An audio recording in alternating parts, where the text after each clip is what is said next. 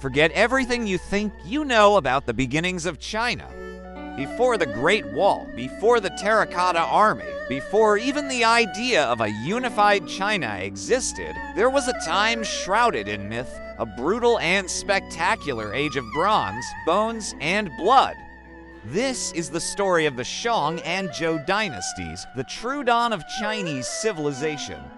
For centuries, the tales of the Shang were considered mere legends, campfire stories of a mythical kingdom. Historians dismissed them, but then, in 1899, a scholar suffering from malaria made a discovery that would rewrite history. He was prescribed a traditional remedy, dragon bones, but looking closely, he noticed strange carvings on them, markings that looked like an ancient script.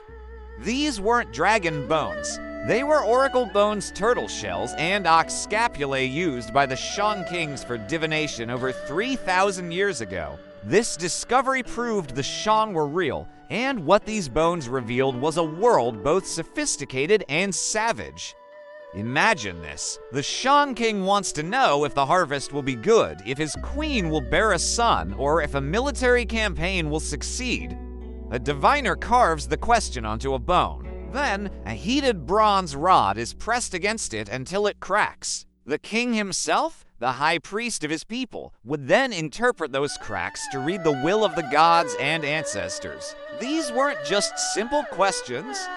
Thousands upon thousands of these bones have been unearthed, creating a library of the Shang court's deepest anxieties and ambitions.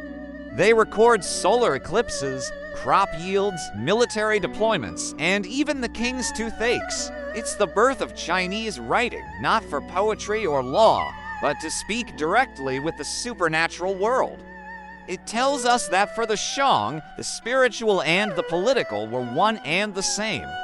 But the Shang didn't just communicate with the spirit world, they feasted with it. And for that, they created some of the most breathtaking artifacts of the ancient world, bronze ritual vessels. This wasn't the kind of bronze you'd use for a simple tool or weapon. This was an art form, a symbol of ultimate power. The process was incredibly complex, using piece mold casting techniques that European artisans wouldn't master for another 2,000 years. They created massive, intricate vessels cauldrons called ding and wine goblets known as Zhou, covered in swirling patterns and zoomorphic motifs, like the mysterious touty mask, a creature with glaring eyes that had no lower jaw, forever hungry. These vessels weren't just for show, they were used in elaborate banquets where the king and his nobles would offer food and wine to their ancestors. The steam rising from the hot food and the aroma of the wine were believed to nourish the spirits, ensuring their favor and protection. The more bronze you had, and the more elaborate it was, the more powerful your connection to the ancestors, solidifying your right to rule. Owning these bronzes was like owning a direct line to heaven. But this spiritual world was built on a foundation of blood. The oracle bones and archaeological sites paint a grim picture of widespread human sacrifice. When a king died, his tomb wasn't just filled with bronze and jade, it was filled with people. Servants, guards, concubines, and even entire chariots with their horses and charioteers were killed and buried with him to serve him in the afterlife. War captives, often from the Kong people to the west, were sacrificed in staggering numbers in rituals. The oracle bones calmly ask, should we sacrifice 30 Kong? 50, 100. These weren't random acts of cruelty. They were a core part of the state's religious and political function, a way to appease the gods and demonstrate the king's absolute power over life and death. The Shang capital was, in many ways, a massive ceremonial slaughterhouse. For over 500 years, the Shang Dynasty ruled the Yellow River Valley through this potent combination of spiritual authority, technological supremacy in bronze, and brutal military force. Their influence spread, laying the cultural groundwork for what would become China. But their power, built on violence and ritual, was not to last. On the western fringes of the Shang world lived a people called the Zhou. Initially vassals to the Shang, they absorbed their technology and culture, all while growing in strength and ambition. The Zhou rulers saw the Shang as decadent and corrupt. The final Shang king, Didin, was portrayed as a cruel tyrant, indulging in debauchery while his kingdom crumbled. The Zhou claimed a higher power was on their side. They developed a new, revolutionary political philosophy, the Mandate of Heaven, or Tianming. They argued that heaven grants the right to rule to a just and virtuous leader. The Shang had lost this mandate through their corruption, and heaven had now chosen the Zhou to take their place. Around 1046 BCE, King Wu of Zhou led his army against the Shang. At the decisive Battle of Mai, the Shang army, many of them disloyal slaves, collapsed.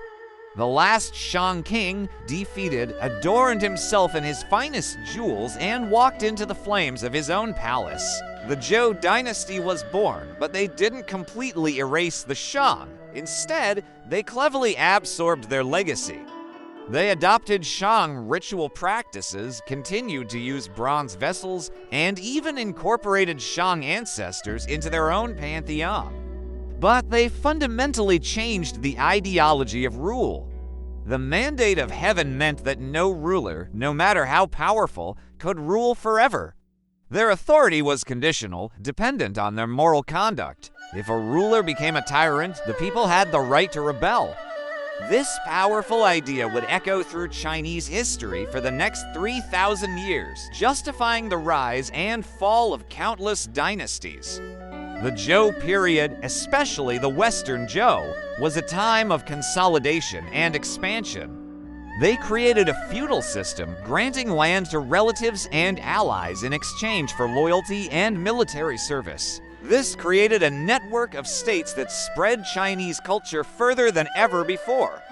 This was the era that later philosophers like Confucius would look back on as a golden age of order and propriety. So, from the ritualized violence and spiritual fervor of the Shang to the philosophical and political innovations of the Zhou, these early dynasties forged the very soul of Chinese civilization. They gave it its writing, its reverence for ancestors, its foundational political philosophy, and its unmatched artistry in bronze. This wasn't just a prequel to Chinese history. It was the violent, spectacular, and brilliant opening chapter. The echoes of their bronze bells and the shadows of their oracle bones can still be felt in China today. Thank you so much for joining me on this journey back to the dawn of China. If you found this fascinating, please hit that like button and subscribe for more deep exploration into history. Let me know in the comments which dynasty you'd like to explore next. Until then, stay curious.